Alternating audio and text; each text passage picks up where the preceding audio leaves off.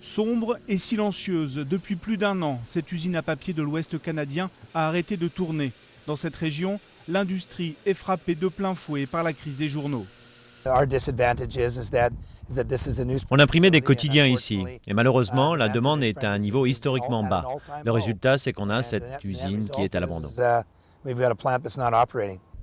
À son apogée, l'usine employait 1500 salariés et produisait 700 tonnes de papier journal par jour. Mais c'était avant la crise profonde que traverse la presse. Il y a 2 facteurs qui jouent, la récession qui est générale et puis le déclin structurel dont est victime ce marché.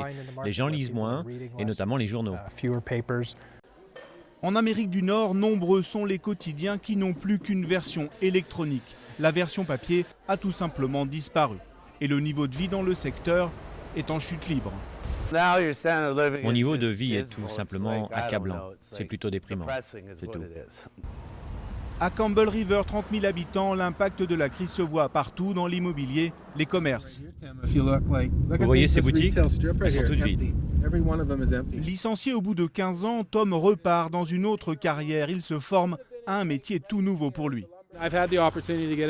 J'ai eu l'occasion de suivre une formation d'infirmier dans un collège local et je me prépare à une nouvelle étape de ma vie.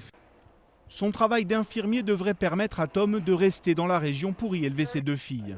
Pour éviter de déménager à l'autre bout du pays, beaucoup comme lui s'inscrivent à l'université locale dans l'espoir de trouver un emploi à Campbell River.